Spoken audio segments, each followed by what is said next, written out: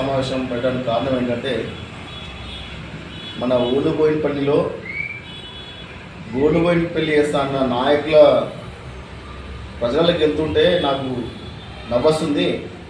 ప్రజలందరూ కూడా తిరగబడుతున్నారు. గత 15 సంవత్సరాలు ఉన్న ఈ పాలకులు ఒక డ్రైనేజ్ వ్యవస్థ, గత 20 సంవత్సరాల నుంచి డ్రైనేజ్ వ్యవస్థ పొంగి పొడుతుంది కాలనీలలో. మాన్యువల్స్ వ్యవస్థ కరెక్ట్ లేదు, డ్రైనేజ్ వ్యవస్థ కరెక్ట్ లేదు. ఎక్కడ చూసినా స్ట్రీట్ లైట్లు, విద్యుత్ దీపాలు అయితే తలకిందులై వేలాడుతున్నాయి. ఇన్ని సమస్యలు పెట్టుకొని వీళ్ళు ఈ అభివృద్ధి పేరు మీద 15 సంవత్సరాల నుంచి ఉన్నారు. వీళ్ళకి అసలు చిత్తశుద్ధి ఉందా? 1,00,000 జనాభా ఉన్న మన ఈ బోయినపల్లి డివిజన్లో ఒక ప్రాథమిక ఆరోగ్య కేంద్రాన్ని, ఒక సొంత బిల్డింగ్ నిర్మించలేకపోయారు. 15 సంవత్సరాలు అధికార పార్టీలు ఉన్నారు. ఫస్ట్ 5 సంవత్సరాలు కాంగ్రెస్ ఉన్నారు, తర్వాత 10 సంవత్సరాలు బీఆర్ఎస్ ప్రభుత్వ అధికారులు ఉన్నారు. ఒక సొంత ప్రాథమిక ఆరోగ్య కేంద్ర భవనం కట్టించలేకపోయారు. పాపం వాళ్ళు డాక్టర్లు ఇవాళ ప్రాథమిక ఆరోగ్య కేంద్రాన్ని సందర్శించిన సందర్భంలో వాళ్ళ అవస్థలు వర్ణనాతీతం. పాపం అందరూ మహిళలు, ఆడపిల్లలు ఉద్యోగాలు చేస్తున్నారు. వాళ్ళ శాలరీలు కరెక్ట్ రావట్లేదు. అక్కడ ఉన్న వ్యవస్థ ఒక ల్యాబ్, ఒక చిన్న కిచెన్ రూమ్లో ల్యాబ్ నిర్వహిస్తున్నారు. అంటే వీళ్ళకి ఇవన్నీ పట్టాయా?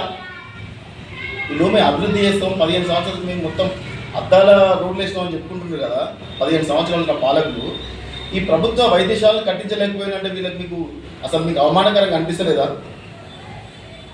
ఈ డివిజన్ వరకు వస్తే ఒక మన బోయినపల్లి డివిజన్ నుంచి జిహెచ్ఎంసీకి ఒక సంవత్సరానికి 25 కోట్ల రెవెన్యూ ఉంది. ఇంత రెవెన్యూ ఉన్న ఈ డివిజన్లో మీరు ఏం అభివృద్ధి చేస్తారు? ఒక ట్యాక్స్ పేయర్గా ప్రజలకు అడిగే అధికారం లేదా? వాళ్ళకు మౌలిక వసతులు కల్పించాల్సిన బాధ్యత మీకు లేదా? ఈ డ్రైనేజ్ వ్యవస్థలు స్టిల్టు తీసి రోడ్ల మీద వేస్తే ఆ రోడ్ల మీద ఆ డస్టులనే ముక్కలు మొలుస్తున్నాయి, చెట్టు మొలుస్తున్నాయి. అంటే నెలల తరబడి దాన్ని పట్టించుకున్న పాపన ఇవ్వట్లేదు. మన భూగర్భ జలాలలో ఈ డ్రైనేజ్ నీరు కలుషితమైపోయి రేపు వర్షాకాలం వస్తుంది, రేపు సీజనల్ వ్యాధులు వస్తాయి. ఇంత అధ్వానమైన పరిస్థితిలో ఉంటే వీళ్లకు ధనదాహము, భూ కబ్జాలు తప్ప వీళ్ళకు సెటిల్మెంట్ చేసుకోవడము, భూ కబ్జాలు చేయడము, ఈ ధనదాహం ఎప్పుడు అవుతుందో మరి ఈ పోయిన ప్రజలకు ఎప్పుడు న్యాయం జరుగుతుందో నాకైతే అర్థమవుతలేదు.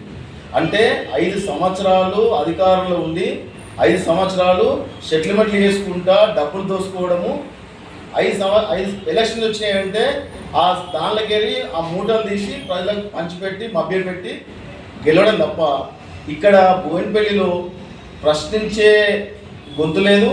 ప్రశ్నించిన ఎవరు ఒక బలమైన ప్రతిపక్షం లేదు. ఇన్ని రోజులు వాళ్ళ ఆటలు ఇష్టారాజ్యం అవుతుంది. కానీ మా భారతీయ జనతా పార్టీ మాత్రం ఖచ్చితంగా ఈ సమస్యలన్నిటి మీద పోరాటం ఎంచుకున్నాం. బస్తీ తిరుగుతాము, గల్లీకి తిరుగుతాము, ప్రజా సమస్యల మీద పోరాటం చేస్తాము. ఈరోజు మా గౌరవ MP, parliament MP Etela Rajendra గారి నాయకత్వంలో మేము అభివృద్ధి లక్ష్యంగా ముందుకెళ్తాము. గత నెల నుండి కూడా మేము ఈ ఆఫీసు ఓపెన్ చేసిన భారతీయ జనతా పార్టీ బోయినపల్లి శాఖ ఆఫీస్ ఓపెన్ చేసినప్పటి నుంచి కూడా మేము అధికారుల వెంబడి పడి పనులు చేపిస్తున్నాము.